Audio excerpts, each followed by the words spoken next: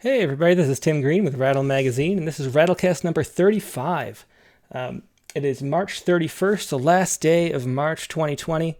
Thanks so much for joining us for the Rattlecast. This is the most casual poetry podcast reading and interview around, I think. We're here with Wendy Barker today, one of my favorite poets. I just love her last two books, so we'll be sharing those with you very soon. But as everybody trickles in, we always like to do a warm-up poem. And traditionally, this is the 35th episode. I've played a poem that people are going to hear. But I can just read a poem, I figure. I can read a poem myself. I can do that. So I am going to actually read. These are, for the warm-up poem, we're going to do two poems. There's a really short one and a really long one. It's a father-son pair. And they're two of my favorite poems in Rattle that don't have a audio file attached. So here they go. This is the Preakness by John Colasacco, and then we're gonna do a poem by his son, which is going to be a lot of fun. But first of all, I should say John Colasacco's books include Antigolf from Civil Coping Mechanisms, The Information Crusher, and Two Teenagers, most recently from Lost Horse Press. Oh, also The Wagoners from Transfer Books. So he's got a bunch of books, John Colasacco. And this is a poem that we published back in Rattle number 29, summer 2008. And it's one of my favorite poems. There's just such energy to this poem. So here it is. This is The Preakness by John Colasacco. The Preakness. Jesus wasn't going to make it. Jim kept coughing and crying on the floor next to the blue crib, the longest hair on the backs of the girls. None of it came back. A moth came back, and the noise, it wasn't possible. The garden wouldn't turn around and show its face. It wouldn't open. Yes, the black and white story lady music teacher tells about a phantom. I listened to it. I found out you could die with your eyes open. I went with E and D upstairs, and we played Die with Your Eyes Open in the room with the sandpiper door like doctors flying around, one having more sadness than the other, one listening close, and I needed to blink, but I was dead, so I tried to squint, and I saw a knuckle in a black tree branch. I saw my uncle saying it's diseased. I saw my marker, drawing of a snake, a brontosaurus in a t-shirt, and a glowing in the dark. One had her wrist over my eyes saying, yes, this happens, how it can happen. And whether it actually happens, we answered in part. We were starting to improvise, and the bathing suits had lives of their own, with water in them underwater. There was the week my uncle took both pairs of scissors away, and didn't tell me where they were. I found out about the insides of my eye and what was in there. I didn't want to do it, but I wanted to do it, and I said so, but I shouldn't have said so. And I tried to draw the knuckle, but it came out nothing. I was mad. The basement was on a slant. We put gasoline in a coffee can. We kept playing, but I blinked. It was fine. I explained again the point of the game. I forced them. I had a little sale, some pretzels and a deck of cards. It's not called a brontosaurus anymore. And then some daisies died in my hand when I picked them for this picture, this blue one with Jim in a wagon. The fruit trees would sting you outside. The woods would sting you. I fell into a log full of hornets and died. I fell into a plastic swimming pool and died. I had a cough. I forced it. It was Tourette's. I wasn't born. My uncle was following me like gasoline in a coffee can. Rows of snakes moved in the garden, and I caught one and killed it, and my shoe sunk halfway down like a thought. The garden stung you. The basement was on a slant. I had my own hatchet. My uncle had a hatchet. The moon came out. They tore their kneelers out of St. Edward's and chopped them up for money. We chopped branches off the branches. We chopped stakes for the vines to climb and ate all winter. Some lighters died. The for sale sign was gone. My uncle said, who you like in the Preakness? When we were Italian and the girls knew what I knew, my eyes were going. I blinked at Jim and he came back. We took out 2 pairs of scissors. I found out about scissors and water. My uncle swung a bucket of water over his head and said, centrifugal force. So that was John Colasacco. I just love that poem for the energy of it and the urgency. Some childhood memories coming through in just such a powerful way. It's one of my favorite poems we've ever published, I think. So I thought I would share that. And then his son, Frank Colasacco, age 3, it was in the Young Poets Anthology about 6 years after we published that poem. This is Frank Colasacco's poem, Bob the Bear, which he said, "Dad, I want to write a poem too." And so John Colasacco recorded it and then transcribed it. And this was Frank Colasacco's poem at age 3 called Bob the Bear. Bob the Bear breaks himself, and some balls come out, and that lamp comes out, and a daddy comes out, and a hammer comes out, and a nail, and Bob the Bear hammered the nail and fixed himself. And that was from the Rattle Young Poets anthology. And Frank Colasacco, age 3, says, "I like to write and I like to type funny stuff." So that was from the 2004 Rattle Young Poets anthology. Those are 2 of my favorite poems by one father and son poetry duo. So I just thought I'd share those to start out as everybody trickles in. Let's see. Now, the guest today, as I mentioned, is one of my favorite poets. Wendy Barker's new book is Gloss. It's her 7th full-length collection of poems from St. Julian Press. Her 6th collection, One Blackbird at a Time, was chosen for the John Ciardi Prize and was published by BkMk Press in 2015. Recipient of an NEA Fellowship, a Rockefeller Residency, Fellowship in Bellagio, as well as other awards in poetry. She has been a Fulbright Scholar, or Fulbright Senior Lecturer in Bulgaria.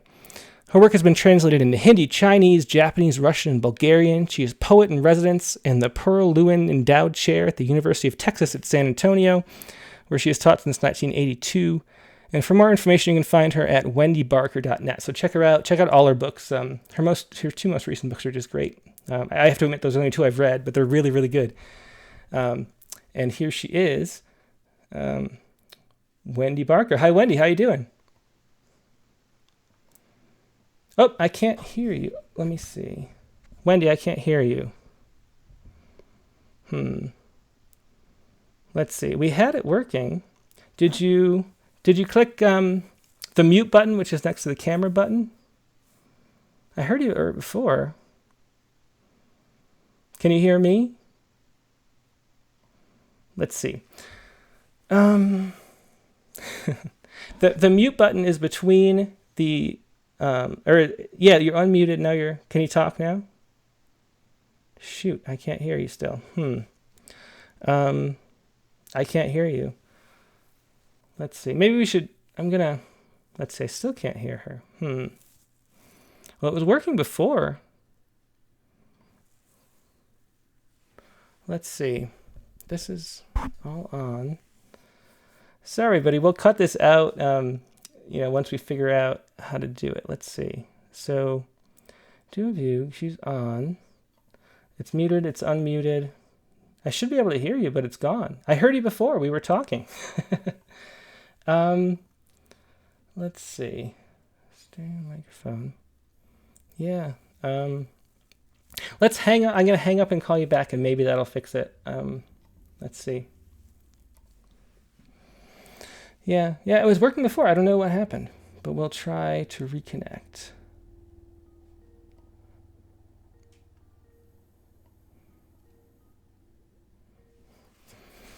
So we're calling up Wendy Barker.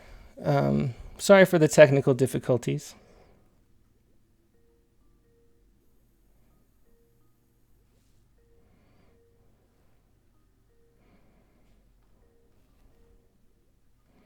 Everybody at home, some people are saying that you don't have volume either. Is that true, or is it working for you? Let's see. Wendy, can you hear me now? Okay. We hear you. We hear you. Okay, what's happening here? Can you hear me? Wendy, can you hear me? Because I can hear you. Oh, and we can hear you. Oh, good. I wonder what happened. Yeah, I don't know. Something. Now? Yeah, Isn't that weird? That is weird. I can't see me. Yeah. But I don't need to see me. Well, click the camera button. There's a little icon between the hang up and the microphone. Okay, okay. There, here you come. Yeah. Okay, there we go.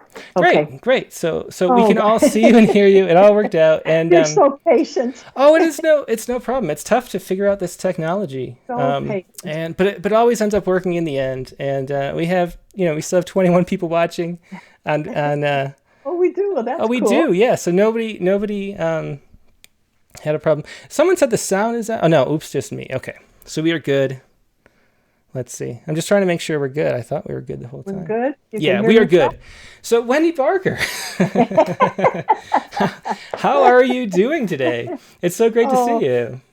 It's great to see you and to be with you, Tim, in these strange times we're living in. Oh, my goodness. They are strange times. I was actually in San Antonio, where you are, in early February, and we planned on it being. We went there specifically because it was going to be our last vacation until the craziness. It was like February 9th, I think we were there. Oh my gosh, I'm sorry I missed you. Well, it was a family trip. We were just doing it to to have the kids fly somewhere while it was still possible. Good. We were thinking who knows when the next time we'll be able to fly is. But it's a beautiful city, and you've lived there since the 1982 at least, right? It's a good place. It's home. Mm-hmm. It is. It really is. Yeah. And I'm still at UTSA, which has changed enormously over the years. Oh, I bet. I'm partially retired, but not completely. I still love this. I adore the students. Mm-hmm. Yeah.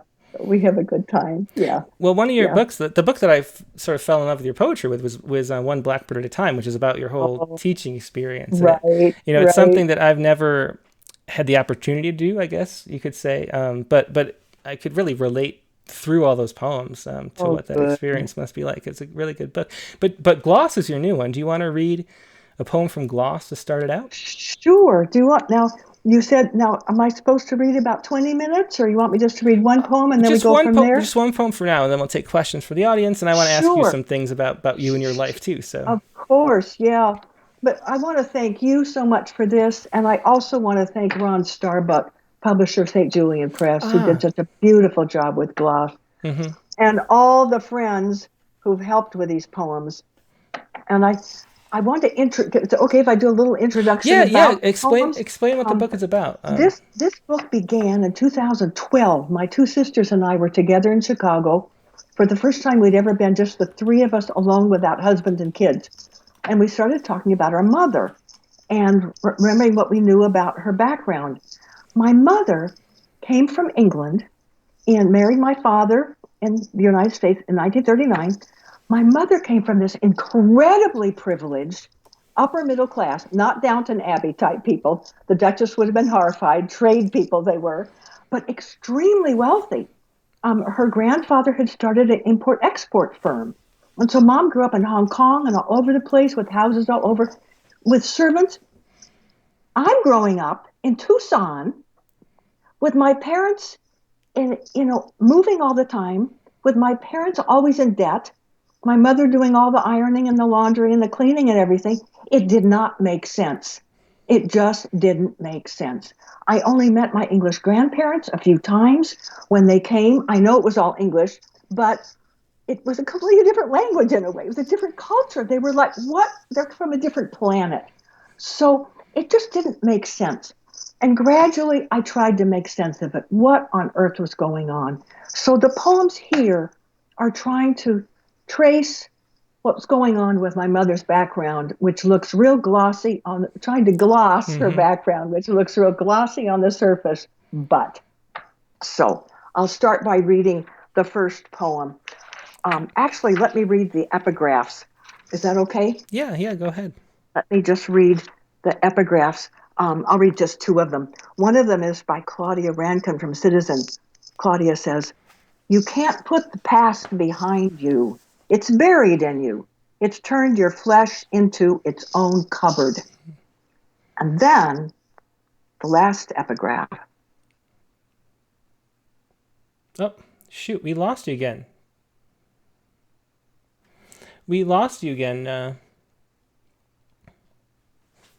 Yeah, your mic cut out again. I don't know. Yeah, we lost volume. Whatever happened before happened again. I'm not sure. Well, it fixed it last time to call and hang up. Maybe we'll do one more call and hang up and try again.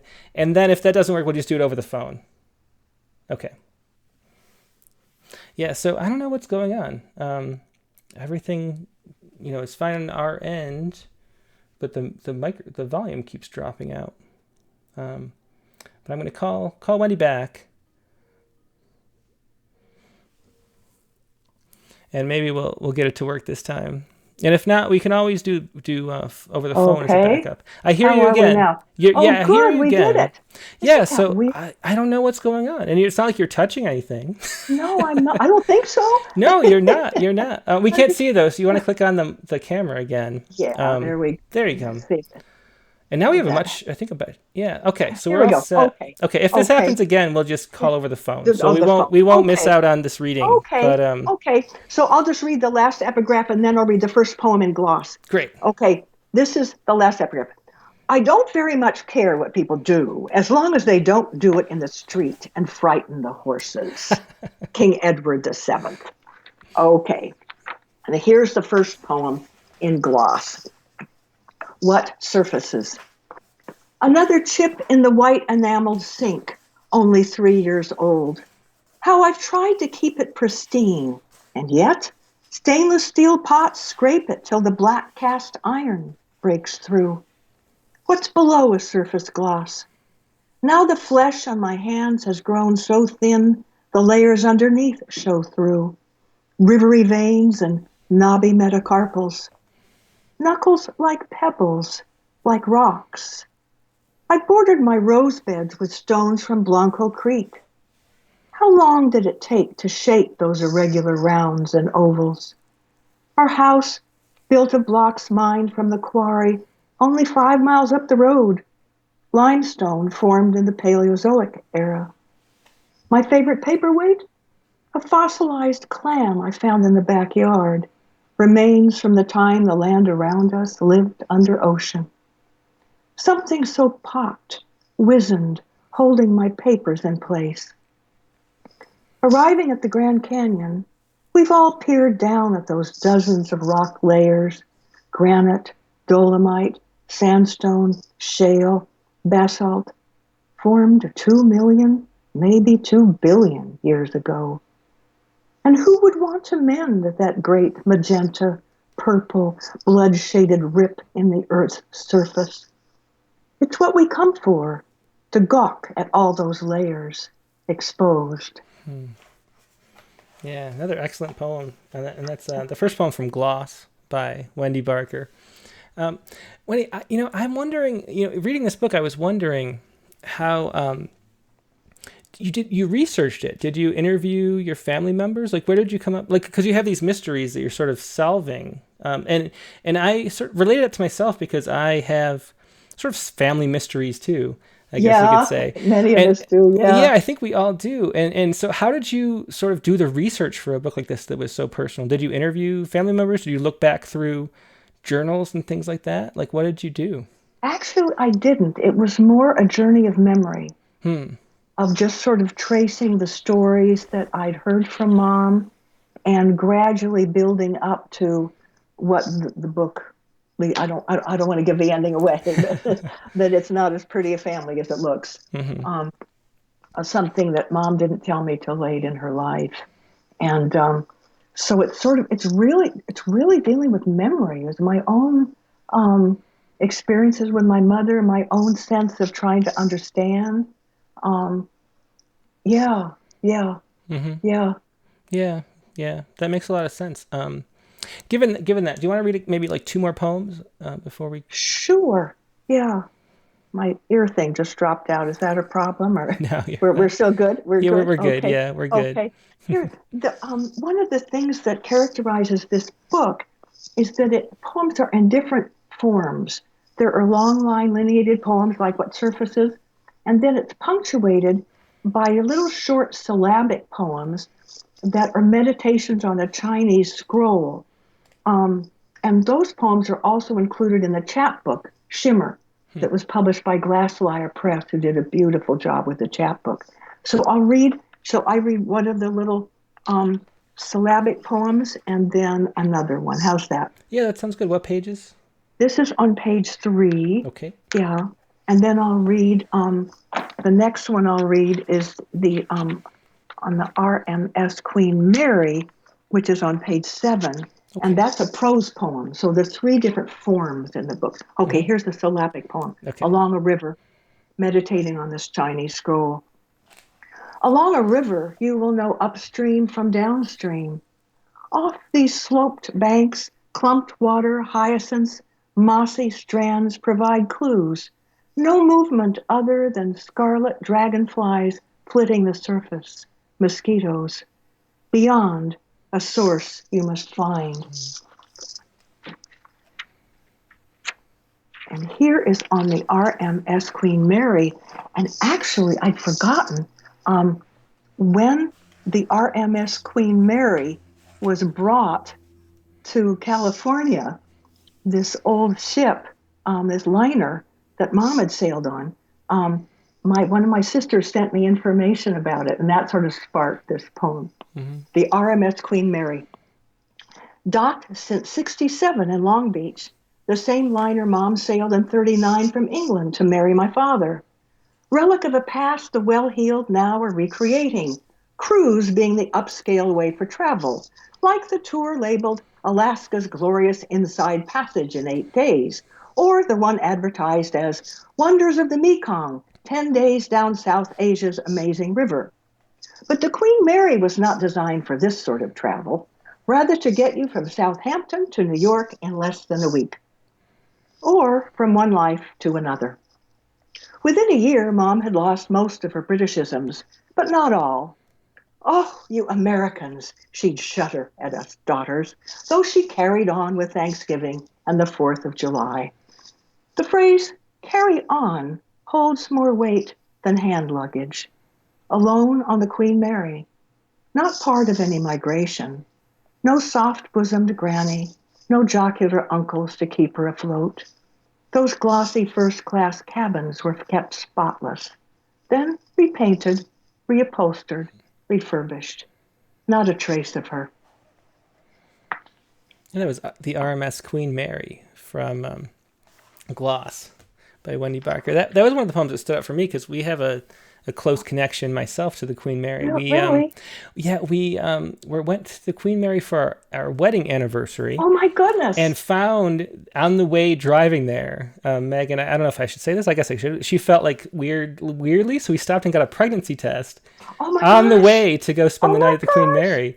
And so she was in one of those bathrooms, peeing on the stick, and it came out positive in the Queen Mary. So it's always such a memory. And so reading that poem really brings back that. If anybody, hasn't had a chance to stay there, they really should. It's such a weird place to be because there's so much memory that like echoes around on that ship, and you can just, it's like a hotel now that you can spend the night at. But it's a great poem. I should say before we go on, if anybody has any questions for Wendy Barker, just ask them in the chat windows. I'm monitoring. I'm not really paying attention, I have to be honest, to Twitter because I really don't like Twitter. But I'm looking at Facebook and the YouTube stream especially. So if you have any questions and you're watching on either of those platforms, just write your questions in the chat window and I'll pass them along to Wendy. But one of the things that you mentioned already, and that I noticed, it's just obvious in the book, is that you have these different forms. And how do you decide, what goes into what form? Like how do you operate with form in your writing process? Gosh, what a question. That's a hard question. It's just, it's experiment and see what works and what doesn't work. It's funny, the prose poems just pretty much came out as prose poems. And with the Chinese scroll, actually that's a scroll that belongs to my husband, Steve Kellman. And it's in a prominent place in our house. And I would pass it all the time. But those needed to be these just short little syllabic poems. Mm-hmm. And then the long lineated ones are like the poems in One Blackbird at a Time, right? Just a real talky. David Kirby, Barbara Hamby, not as good as theirs, but very much influenced by Kirby and Barbara and David's term UltraTalk. So those lineated poems are influenced by that, and they just sort of. I'm not sure.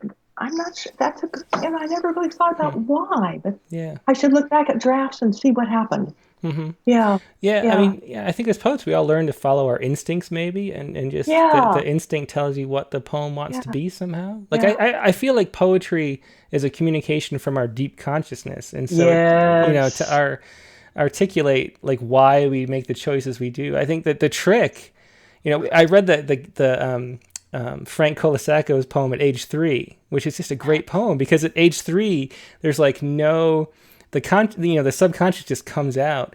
And then as adults, we have to trick our consciousness to shut the hell up so that the subconscious can do what it needs to do. That's so, right. yeah. I also I end up writing poems in series. Right now, I'm writing some poems of very narrow lines. I don't know why that happened, but they just seem to want to be long column poems. Yeah. Well, you want to read a couple more? Sure. Yeah. I'll read another prose poem. Some of the poems in gloss are meditating on pieces of silver that I inherited. I didn't grow up rich, as I said, but later in life, as grandparents left things to my parents, and then later they left things to me, there are a lot of silver pieces that became subjects. So several of those find their way into gloss.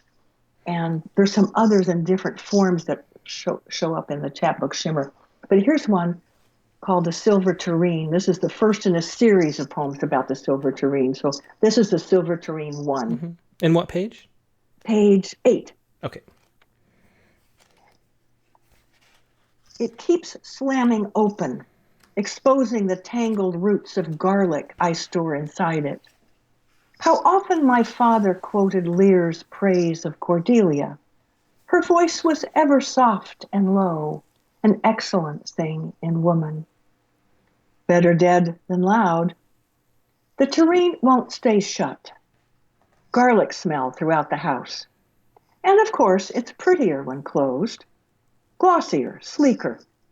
The polished dome like a perfect loaf of risen bread or a silky breast. Sleek, smooth, easy to run a hand over, no sharp edges.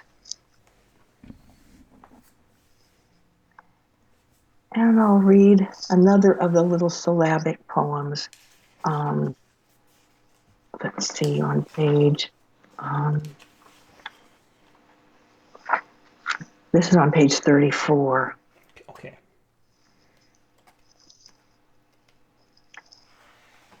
Maybe his boat is drifting back toward the mouth of the river.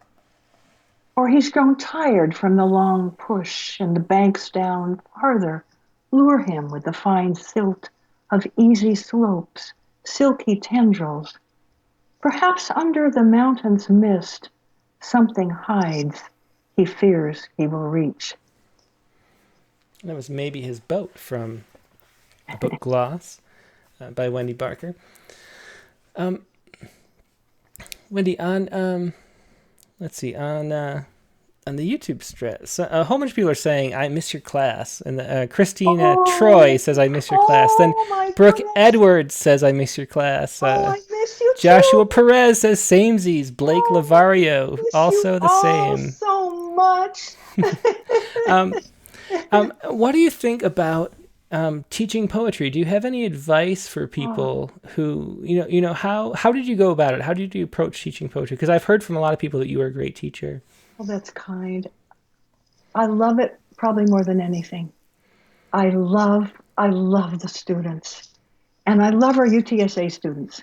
I love teaching. We sit in a circle. Luckily, we can never can keep the classes as small as I'd like. But even if it's 23 or 24, we sit in a circle. I like to get to know them. I like to know, one of the things I say at the beginning of every semester is, every one of your voices matters. And frankly, right now, I would say that even more than ever. Every single one of our voices really matters. Our stories need to be out there. And I say stories even though I'm teaching poetry. And everyone's going to write differently. I use a lot of different people's books to give students a real range of poets writing today. And we invite people to come in. Had wonderful visitors, Natalia Trevino and Ignacio, and Octavio Quintanilla. And last fall we had Rita Dove, which was absolutely fantastic. And in the fall, assuming people can travel, we'll have Joy Harjo be coming in also. So I bring in I like to have the students be exposed to a variety of voices to encourage them to develop their own voice and their own style. And of course, we work on things. We don't want abstractions, right? So, let's describe this room. Well, it's boring. Well, what makes it boring? The walls are beige and the floor is, so we want to go. So one of the things I work with is getting vivid imagery and really living with the senses, living with the body, living through the body. Mm-hmm. And yeah. So as you can tell, I really love teaching, and it's so great to hear from those people. I miss Yeah. There's a whole bunch of people here. Oh my. Zachary, just not leave him out. Zachary Sokolowski Oh too. my gosh, and I get Says to see everyone. Zach in the fall again. I'm so glad. Yes. And can you say a little bit about why it is that imagery is so powerful? Like you mentioned the concrete image. A lot of people, I just assume that most people watching and listening to a podcast like this are poets themselves, because that's kind of how poetry works. If you Right. read poetry, then you really want to join, the conversation, because it's a big conversation. It is. Can you explain a little bit just why image is so important? Because it's just the where things live, Why is that? Because we live in the body. Mm-hmm.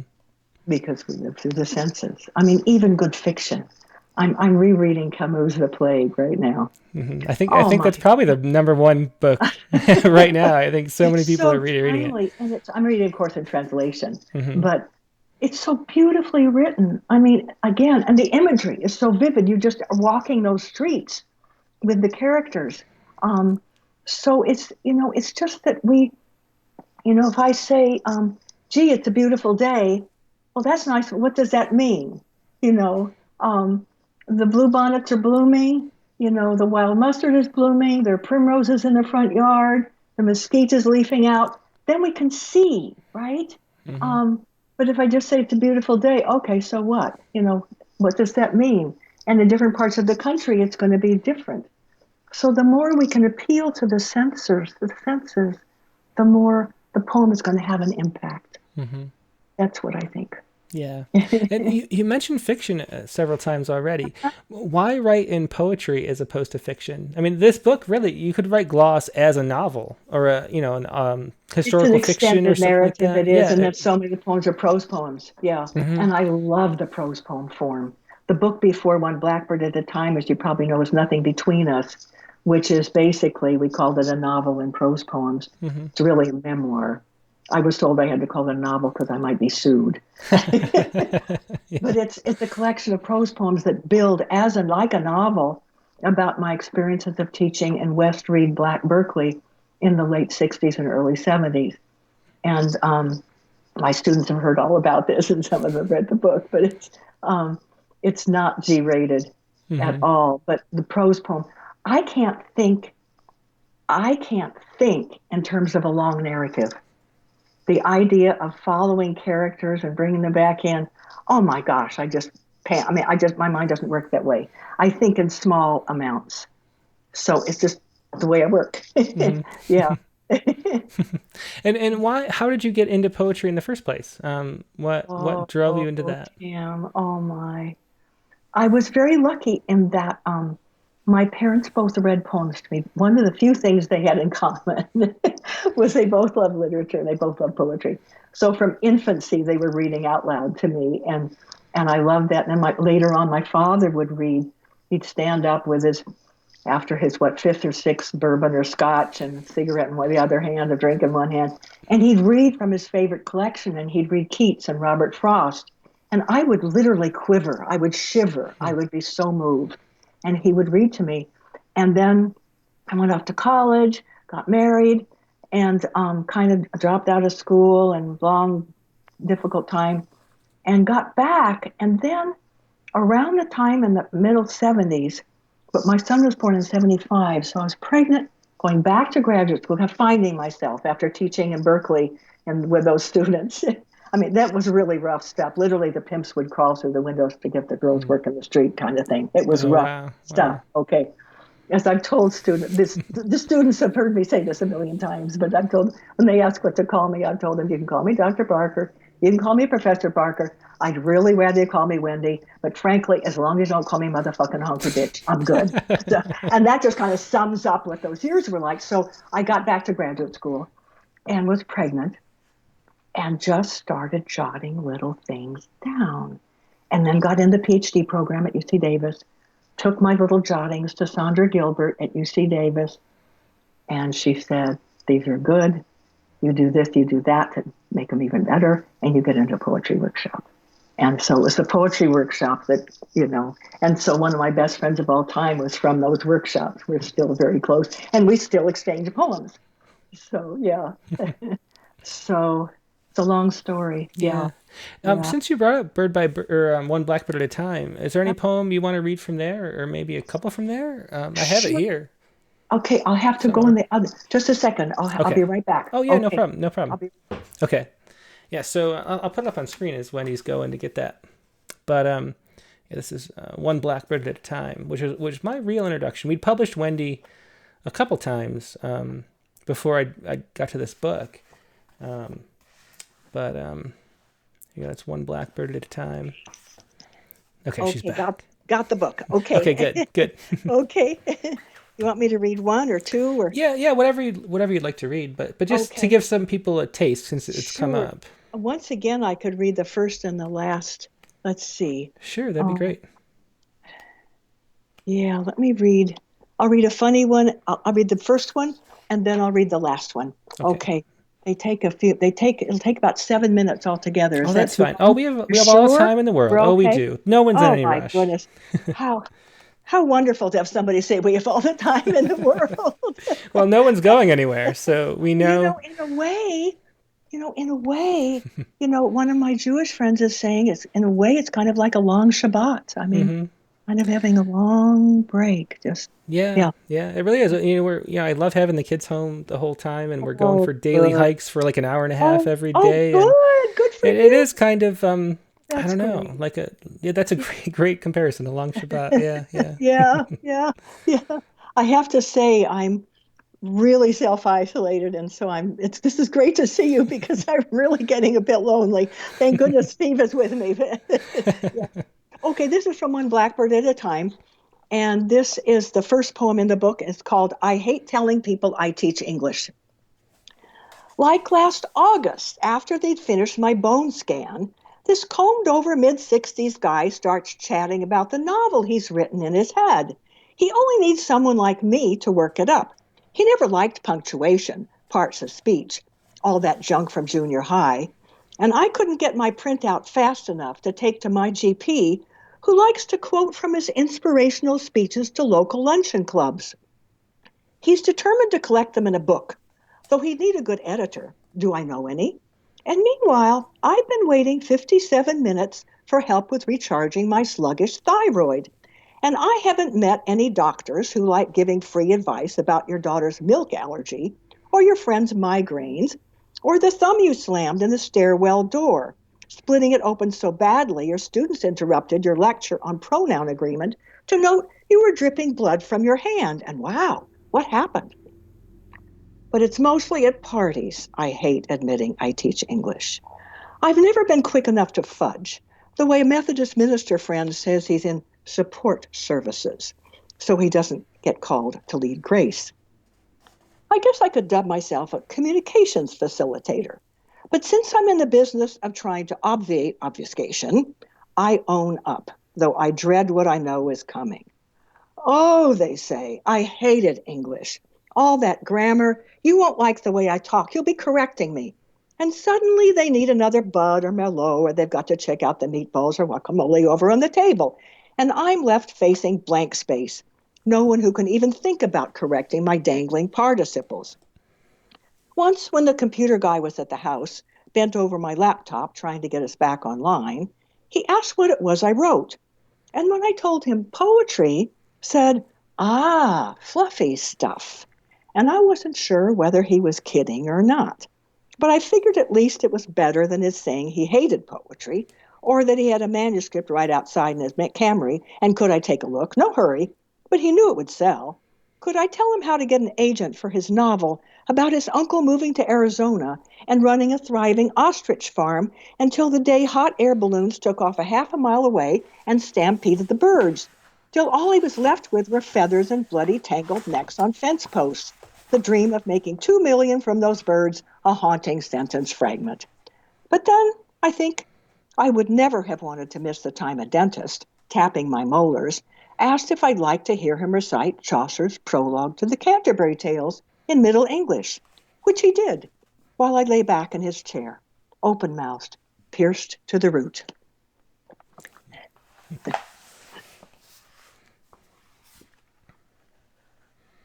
So in a very different mood, the last poem in the book.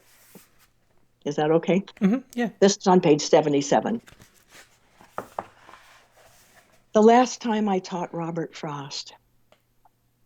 The last time I taught Robert Frost, I shuddered when Olivia, who was writing her dissertation on dialectics of the self in Gloria Anzaldúa, announced she found him lovely. Lovely, I cried, professional composure shot. My image of Frost collapsing suddenly as the great stone face on Cannon Mountain, the craggy old man fallen in shards to the ground. True, this was not on par with the vandalizing of his house in Vermont. Homer Noble Farm's wicker chairs, wooden tables, dressers smashed and thrown into the fire to keep the place warm, while 30 kids swilled 150 cans of Bud with a dozen bottles of Jack Daniels and threw up on the floor. After all, Olivia wasn't saying she didn't like the poems, but lovely? A word my mother detested as phony, like someone holding a pinky straight out while drinking tea, the sort of word my grandmother used when vaguely praising a Bartók piece or a play she didn't understand.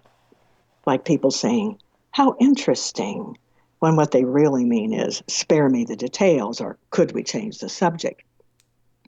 So when I asked Olivia what she meant by lovely, and she talked about the lush, long vowel sounds, I wondered why I'd felt stabbed, until I remembered my father's lying in the ICU, the fat respirator tube jammed down his throat, the whoosh of forced breath fogging the glassed-in room, and my stroking his forehead while my father, whom I'd never seen cry, began to leak tears down his chiseled face.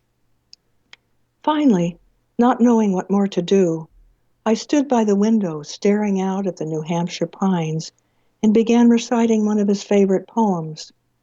I must go down to the seas again, to the lonely sea in the sky. He started to jerk, whole body spasms under the sheets, more tears carving runnels down his cheeks, and I knew he wanted me to recite Stopping by Woods, his most loved poem and maybe mine too, but I couldn't. I couldn't turn from that window looking out at the trees beyond the parking lot. The words of the one poem I've known by heart for decades, buried somewhere below my throat. He died the next day. Maybe that was why I asked the class if we could recite it, if perhaps some of them even had it memorized.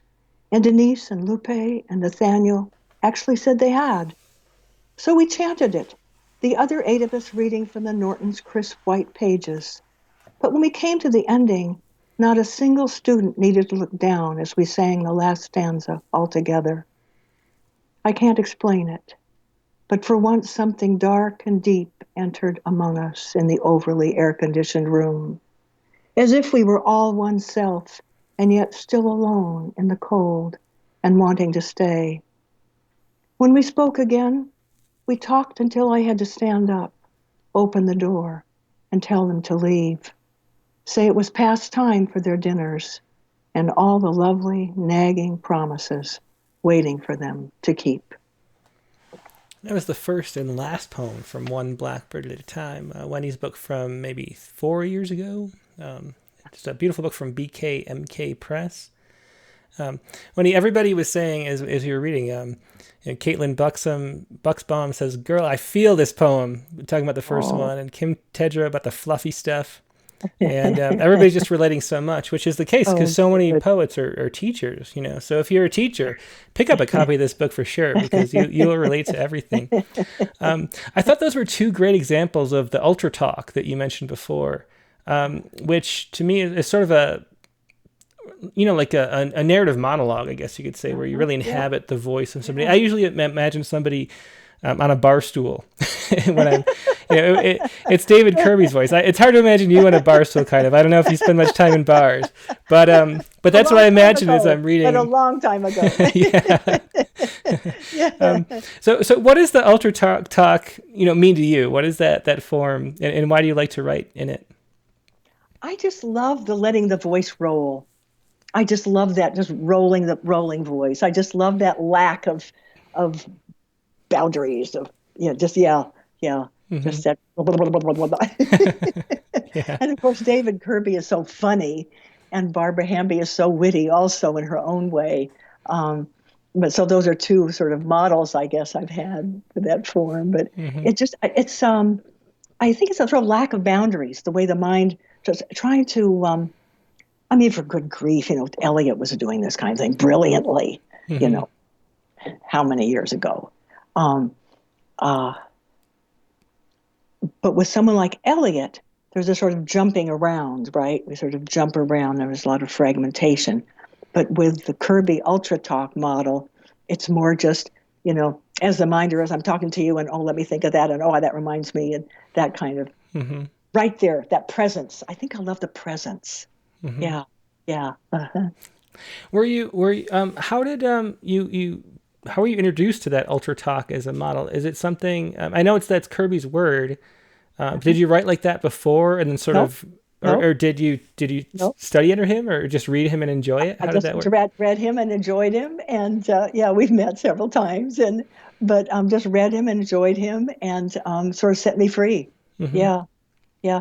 I think in a way the prose poems I've been writing, especially in Nothing Between Us, may have led up to that, because even though those are prose poems, they're very much just kind of letting the mind go.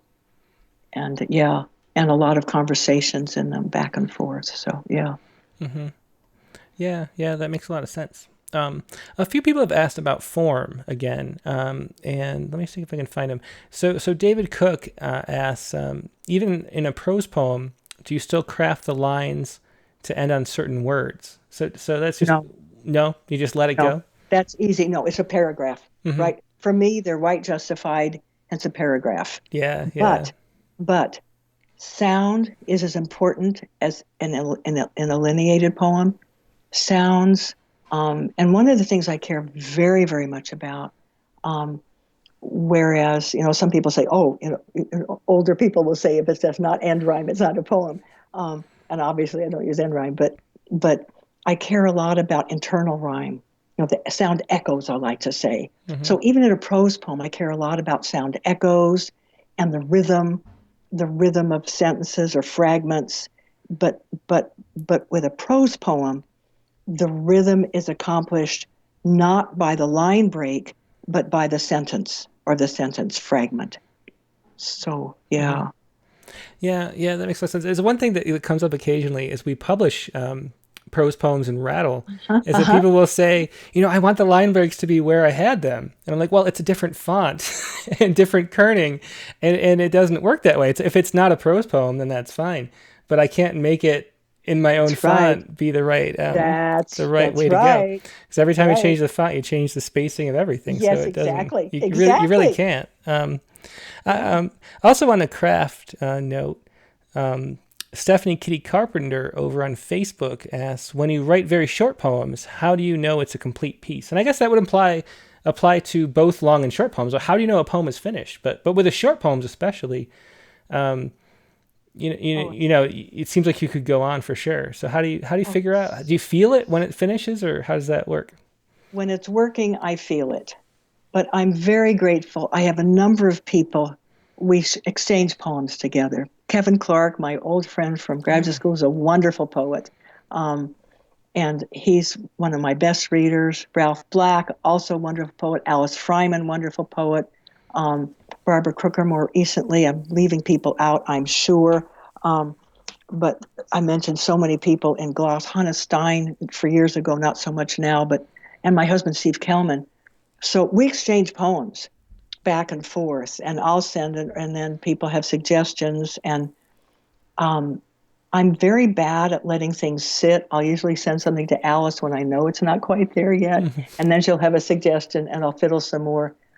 And then sometimes I have poems that have maybe drafts that fill like 3 folders, this many inches in the file drawer. There are poems that I spent 6 months on, not all the time, but draft after draft after draft after draft. And I've learned, and one of the things I try to emphasize with students is that if something comes to you, an image or a line comes to you, jot it down before it's gone. And if it's 2:00 in the morning, wake up and jot it down. But jot it down, and then something else will come. And one of the things, this is maybe getting away from your question, one of the things more recently I've been doing, and this fit with gloss and even more with new poems I've written that haven't been collected yet, but I do a lot of research anymore, last few years. So I'll do a lot of research, jot down notes from things I've read, and then something from the life will intersect with that research and build. How do I know it's done? When all my friends say it's done, and I feel it, and I feel it, and then I'll send it out, and then maybe you'll take it. And if not, then maybe I'll go back to the drawing board again, So, yeah. So it sounds like you're a reviser kind of poet. Do you enjoy the revision process? Oh, yes, that's what it is. And that's another thing I tell students. It is all about revising. It is all about revising. Yes. Yeah. That's always so interesting to me, because they're totally two camps. There's the whole, first thought, best thought, and then there's first thought, worst thought, which, and people are so, into their mode of how they do it, which I think is just a way of, it's a technique that we learn to access that subconscious thing. But some people do it in the revision, I think, and some people do it in different. And sometimes the first thought is the first thought and is the first line, or is going to be in the. Sometimes the first thought is real important and needs to be there. But then there are other thoughts, and then things maybe need to come out, or maybe there's a word that's pretty boring. Or do you find yourself like moving whole sections around and changing the order and like that much of revision? Sometimes, not always. Yeah. To go to another question, because it's still about craft, David Cook asks this again, but it's something I've been wondering about. Do you try to inhabit other voices like AI does, or I does in Vice? Oh, that's a wonderful book. That's a wonderful book. And in Nothing Between Us, the poems about those years teaching in West Berkeley, I really write a lot about other kinds of voices. Not about, but I try to use, there are other voices who are quoted in the poems. Certainly in Blackbird, I'm quoting students and I'm quoting other people. So there's a lot of using other voices throughout those poems. In Gloss, there are a couple of poems where I use my mother's voice. So does that answer? Yeah, I think it does. Because your poems do have a very real sense, like we mentioned before, of being like a dramatic monologue. And one of the things I was thinking about actually reading it is the way that back when I wrote, I don't really write much anymore, but if I would get stuck in a poem, I would, read it in like, in my head in like a Southern accent or like in some kind of different accent. And that sometimes that lets you access like a different person somehow and push through. So I was wondering actually, as I was reading, if that's kind of something you do. Do you imagine that the actual speaker is somebody different from you? I don't. No. That probably is my limitation, but I don't. Well, we have some more really good questions too, but let's do we've been talking about, let's do a couple more poems from Gloss maybe, and then we'll do a couple more questions. Okay. Now I have a question for you. Would these be the last poems I'd read? I think we'll do 2, and then we'll do some questions, then finish off with 1. And that's that? Well, let's see. Because I want to. Well, here's one that's in Mom's voice. Okay. So I'll do 2, and then we'll finish up with the last poem in Gloss. How's that? Sounds good. That sounds perfect. Is that good? Yeah. Okay. Here's one that I don't usually read. It's titled Elegant. Quote, she said. Elegant, she said. My new friend was chuckling, saying she cracked up when I let fly the F word while speaking to an audience of 500 because, she said, I look so elegant, a class act, a knockout. I changed the subject. She doesn't get it. In our family, I'd always been the clumsy one. By sixth grade, inhabiting a close to 6 foot, rib protruding, hunched over frame, buck teeth and braces, wispy blonde hair, pale bluish eyes, called Scarecrow, String Bean, and then in high school, Boobless Bean. And with a regal-shouldered, chocolate-eyed, russet-haired mother who modeled for the fashion pages of the Tucson Daily Citizen. My little sister, a brunette, the pretty one, began Flair modeling school at 14. Those 1950s Clairol ads asked, is it true blondes have more fun? Not this blonde. The time I brought my drawing of a girl to show Daddy and his only comment was a clipped, she's not very pretty. Over my parents' old fashions, banter about women. Pert little nose, a shame about her piano legs. Good-hearted, but that horrendous pitted skin.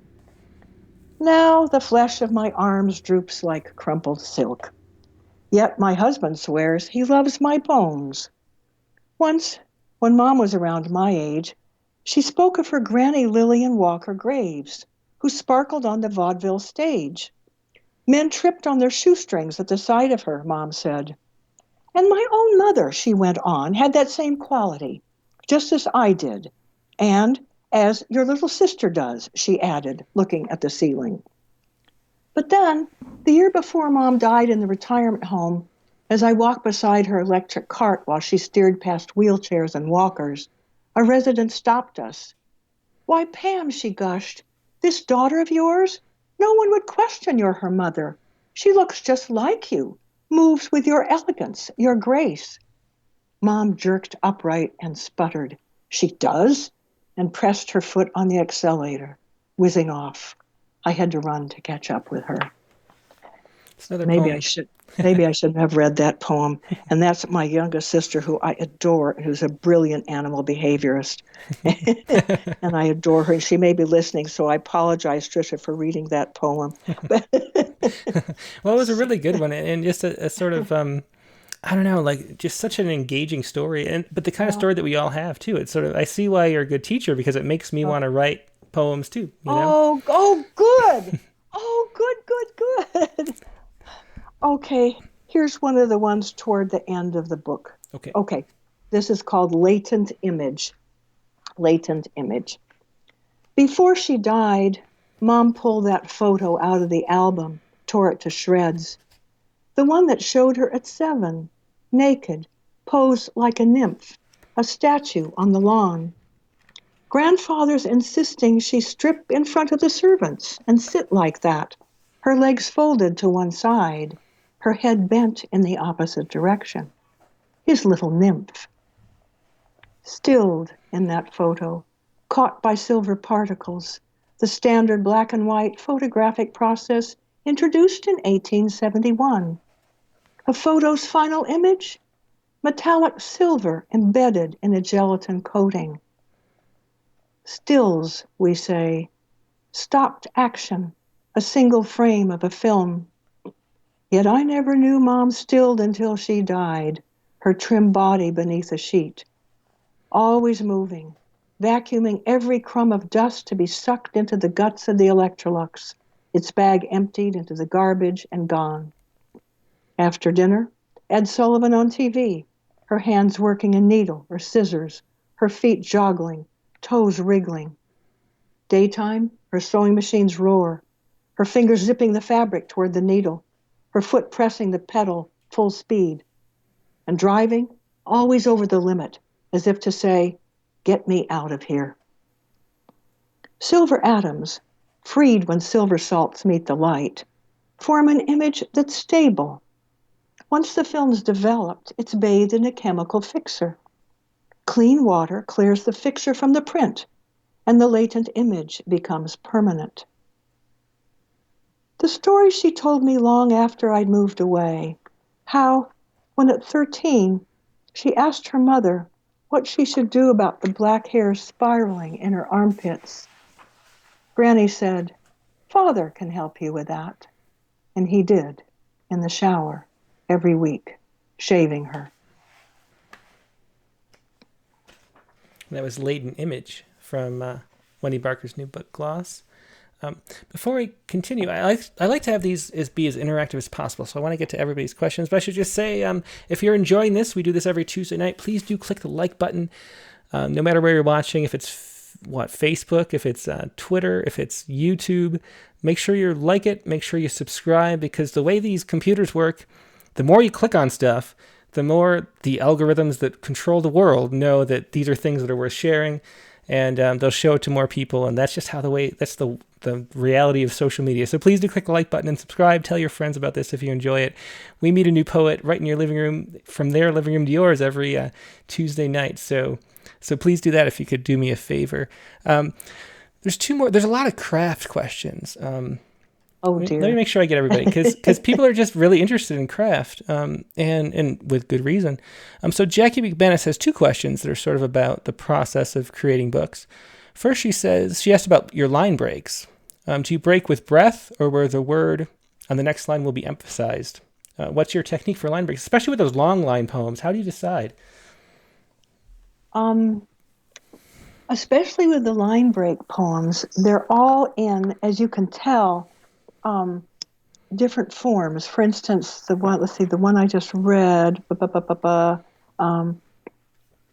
the one I'm about to read, let's just do that. The one I'm about to read is really written in tercets or triplets. The first line is long, next line is a little shorter, and the third line is shorter than that. So it's like a long line, slightly less long line, and then shorter line, so a lot of the forms that I seem to tend to these days, recently, has more to do with the visual impact. Mm-hmm. And I care very much, for instance, in these poems, I want the lines to be the same length on the page. So that's the first thing, and that is really tricky. But then I don't like ending a line on a the or an a. I want the lines to end on a strong word if possible, although at times a line can end with a preposition to carry you forward to the next line that will begin with a strong noun or something. Yeah. So it's a combination of things. A lot of the poems been writing recently, until the poems I've been writing this last couple of months, a lot of the poems, I had set this kind of rule for myself that I would not end a line with a period, that I would just keep moving, so that a period could appear in the middle of a line, but not at the end of a line, so that you kept moving. So it depends on the kind of poem. The poems I'm writing right now, very new, I'm not sure they're working, haven't been published, are shorter lines and often do end with a period. Just sort of more column poems. So it depends. It depends a lot. But shape is very important to me. The visual appearance of the poem on the page is very important to me.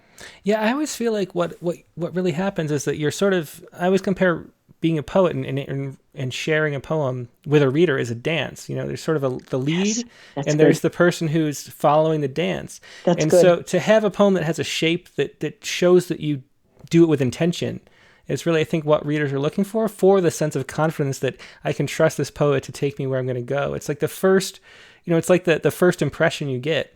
Yeah. And if the first impression is sort of confidence, then you're ready to let the poet lead you on this dance you're about to go on through. This. I love the dance. I love that. Yes. Yeah. And so Jackie McManus had another question also about sort of craft. Okay. She says, when ordering your poems in a book, how do you decide the placement? Jackie. It takes forever. There's almost a narrative arc.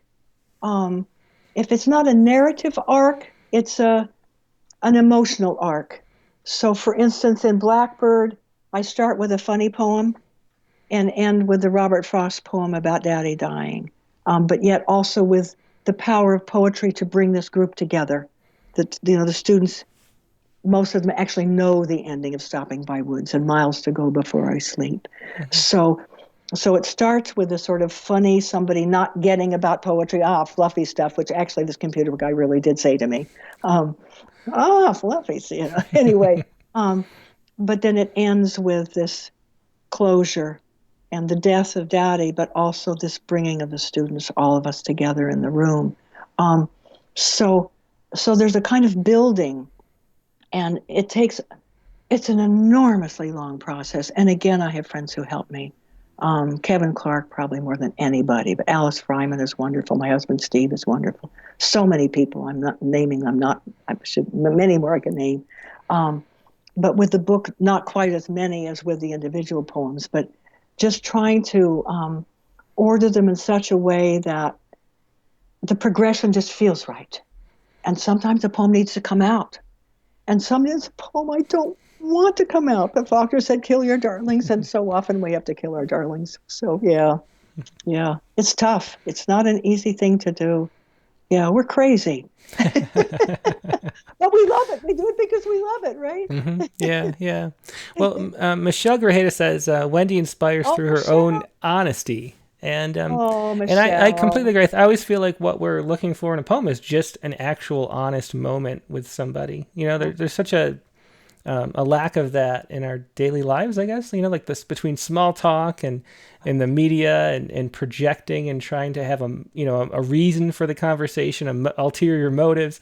Just the honesty is what really comes through and what we connect with through poems. And I think that's a great comment, because I think that's exactly what I love about your poems. So I just want to pass that comment along. That makes me very, very happy. Do you want to close out with one last poem? Sure. Why don't I end with the last poem in gloss? Is that Beyond a Certain Age, or is that... Yes, Beyond a Certain Age, I look for Paris in Paris on page 68. Okay. Beyond a certain age, I look for Paris in Paris. I know about the syndrome de Paris, triggered when a greenhorn's rosy-lensed image turns muddy, but I'm no wistful Francophile neophyte. So why am I feeling like my British uncle, who'd sniped as I left for my first trip to Paris?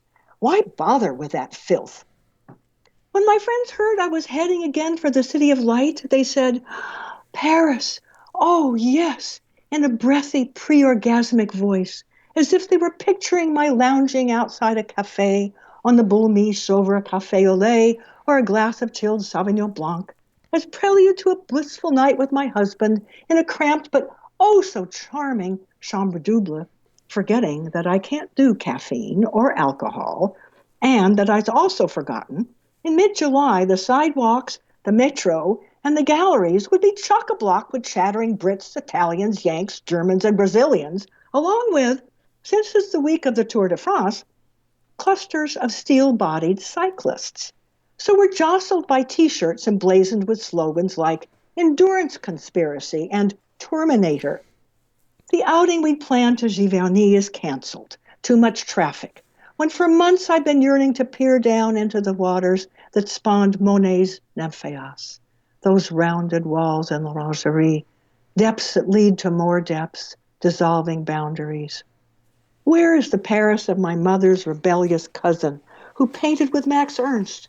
Or the Paris of my grad student, and her new husband, noses nuzzling before La Tour Eiffel on their Facebook post? Or the Paris of my 20s, when I first floated into Manet's water lilies, when the Seine glimmered like 1,000 liquid candles as I sauntered across Pont Marie at midnight. On l'Avenue du Clichy, on Rue de Rivoli, I see only dog poop, crumpled plastic bags, and unfiltered butts. A 2-hour wait to enter Notre Dame, the facade blocked by tawdry bleachers. Pebbles from the Tuileries have collected in my sandals, though I keep jiggling my feet to shake them out. Maybe I've actually become my British uncle. Samuel Johnson said, if you're tired of London, you're tired of life. I'll bet he'd put Paris in the same category. After all, didn't he say French faces shine with 1,000 graces?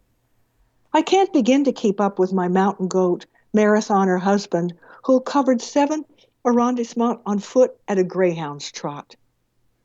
Yet now, on the day before leaving, I'm fueled by a breakfast of hard-boiled eggs. And he says, how about Sacré-Cœur? It's only a 10-minute walk. We'll take our time. So we do. And the hill with its rounded, gleaming white cathedral is washed with breezes. Inside Les Jardins Renoir, we are alone in the courtyard, red poppies brimming at green edges of stones, a silence glistening through sudden empty space. And here it is, not Giverny, but a round pond, and, oh yes, pink and white water lilies, their shimmering pads like clean hands open to sky, stems trailing into the barely visible muck, and tiny speckled fish burbling to the surface, then spiraling back down to the silt, murky depths, the dirt that underlies us all. That was another poem from Gloss by Wendy Barker, her newest book, Beyond a Certain Age, I Look for Paris in Paris. So those are two glimpses into Gloss, which is her newest book, and One Blackbird at a Time, which we got to hear two poems from too. So I highly recommend picking up both books. Wendy Barker, thanks so much for joining us. It's been as much of a pleasure as I thought it would be. I'm glad you could do it. Thanks so much. Tim, thank you so much. Thank you. And thank you for all you do for poetry. It's my pleasure. It's the funnest. I have the most fun. I mean, teaching is probably really fun too, but editing a poetry journal is a pretty fun job as well. I think we have pretty good lives, the two of us. So I think you're right. Thanks we should count our blessings. Yeah, thank you, Wendy. Have a great night, and I'll talk to you soon. Okay. Bye-bye. So that was Wendy Barker with her two books, One Blackbird at a Time, from BkMk Press. I'll throw this on the screen really quick just so you can see. BkMk Press. You can find that at umkc.edu/BkMk. It's the University of Missouri, Kansas. That's their press. That's One Blackbird at a Time. And then Gloss just came out. That's her most recent book, which came out just this winter, from St. Julian Press. And you can find that. I don't see a website for St. Julian Press, but I'm sure there is one. But you can find everything at wendybarker.net. So check out her website. And yeah, thanks so much for joining with that. I hope you enjoyed it. I really did too. Now we have a open mic, which is now for the prompt. We have a prompt poem every week. Rattle's assistant editor and my wife, Megan Green, she does a prompt. And, hang on a second. Let's find it. So the open mic now, because these are just the most fun, I think, the open mic is going to be prompt poems every week. If you don't know, we have an open mic show for Poets Respond every Sunday at 2 p.m. Eastern, 11 a.m. Pacific. So that'll be like an open mic, anything about current events or anything that you can sort of find an angle of how it relates to a current event. You can call up and join in the open mic every Sunday. Whether or not you submit it to our Poets Respond series, we always want any poems that relate to current events. It's just a lot of fun to share news and talk about news that way. Now, here we go. I have to fix this. So I had a phone call right before I went on air, and then we had to connect with Wendy. So I don't have everything quite set up like I'd like, but hopefully, let me see. Hang on a second. Let me fix this for you so you can see. We want this to be bigger. We want this to be over here. Okay. So last week's prompt was the first word must start with the letter Z. The last word must end with the letter Z. So that was Megan's prompt for last week. As always, Megan writes a poem based on the prompt. Usually she records it, but we were really running. This was like last minute stuff this time. She wrote this poem while I was cooking dinner for the kids, and then sent it to me, and then I threw it up, and then I didn't throw up dinner. I threw up the poem, and then I got a phone call that I had to take because it was important, and so I'm a little discombobulated. But here we go. This is Megan's poem, "Sending in the Zombies," which I'll have to read because we didn't have a chance for her to read it. Megan's poem from Z to Z. This is "Sending in the Zombies." Zombie apocalypse, this is not, the talking head says, and there's a disappointment in his voice. A monster is a simple thing to kill. A mother is a tricky thing to save. It's simple to walk into a raving crowd with a machete slung cowboy style over your shoulder. It's tricky to walk into a hospital bloated with moans and weigh the value of lives like grocery store fruit. Zombies are heavy metal, a raucous thrill, a bloody goodbye while the credits roll. Coronavirus is a balcony, a cappella, a lilting, a fading jazz. That's a poem that starts with Z and ends with Z by Megan. We have a few people. If you would like to call in, if you wrote something and didn't send it yet, let me put up the number on screen. You can send me a chat message over Skype to Rattle Poetry, or you can give me a phone call at 818-850-7727. So if you wrote a poem for last week's prompt, which is starting with the letter Z, ending with the letter Z, you can give me a call right now or send me a chat message. We have a few people who sent them in ahead of time. Next up, and I hope I'm going to be able to play this. This is, let's see.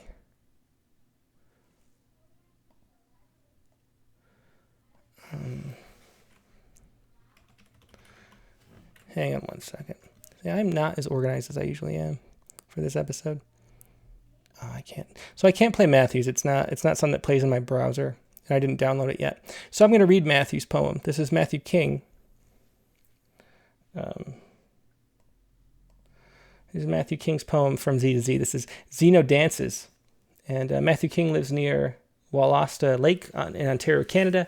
Find his nature photography at birdsandbeesandblooms.com. And Matthew included a poem last week, and so this is his poem this week. So, Zeno Dances. Zeno contemplates music, playing without him, completes the waltz. Sort of a sonnet, or sort of a haiku-ish poem, so I'll read it again. Zeno contemplates music, playing without him, completes the waltz.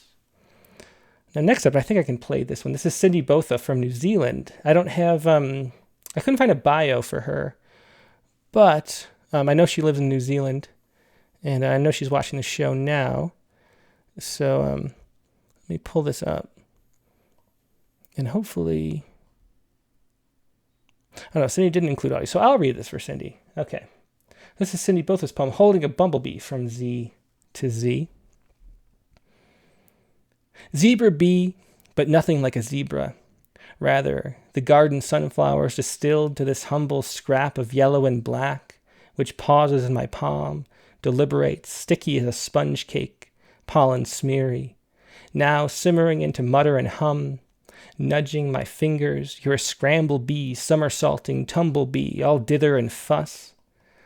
But you lift off suddenly into a dance, leave on my hand the lemony spice of you, the tiny brittle zigzag of brisk feet, seduced by the seething jazz of flowers, rosemary and lavender, their greasy blue, you, small hive hand, set the evening abuzz. And that was Cindy Botha from New Zealand with Holding a Bumblebee. Thanks so much for sharing that, Cindy.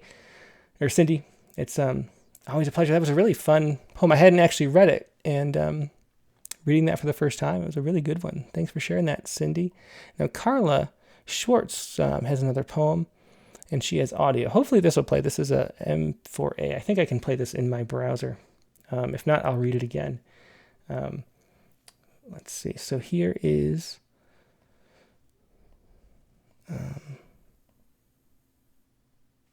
let's see. Oh, wait, here. Hang on a second. Just bear with me. I apologize. I was going to play it over here.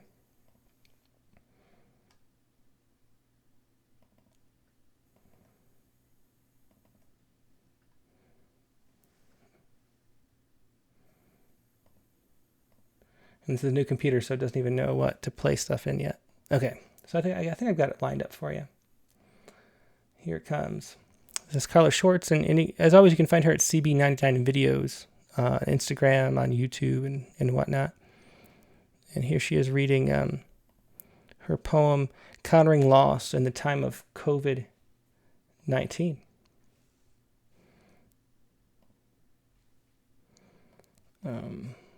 Okay, here we go.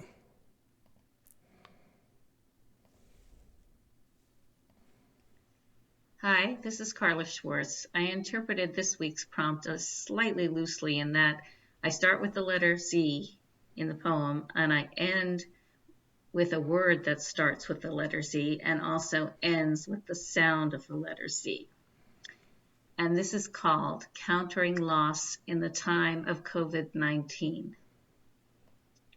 Zoom in on today, a weekday, and notice the doves have begun to relax as they flirt from branch to branch. Road traffic so sparse the wild turkeys cross the pavement as if they know humankind is losing its reign on the animal kingdom. Look to the clouds sifting over the horizon. Pay attention, your money is no good here.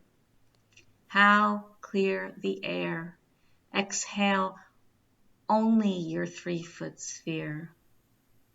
A Greek historian once wrote that no man is happy until he's dead. 0, the addition of an equal amount to what is negative. We live in this world, dying one way or another. Find the sun in every egg. Taste surprise in each bite of salad. Sharpen your focus. Listen for kindness. Bathe in an abundance of zeros. That was Carla Schwartz reading her poem, Countering Loss in the Time of COVID-19 from Z to Z. Thanks so much for sharing that, Carla. Always a pleasure hearing from you. And check her out. Do check her out at CB99 Videos on Instagram or I think Twitter or YouTube. Now, Megan's prompt for next week is going to be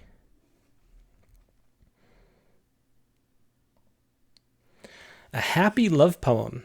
It's harder than it sounds. Try to avoid cliches. So write a happy love poem. And I'd say that is harder than it sounds. That's a really hard thing to do. We did a love poems issue, rattle number 43. And we had a ton of submissions, but it was hard to come up with something interesting, I think, because love poems, especially happy love poems that are genuine and not sarcastic, are, kind of hard to not be cliche. So write a happy love poem for next week, and we'll share it here. There's a whole bunch of ways. You can just email us to openmic@rattle.com, or you can call up at this time at the end of the show anytime you want, or send me a chat message over Skype at Rattle Poetry, and I'll call you up so you can share your poem if you write one for next week. But once again, the prompt for next week is a happy love poem, which is harder than it sounds.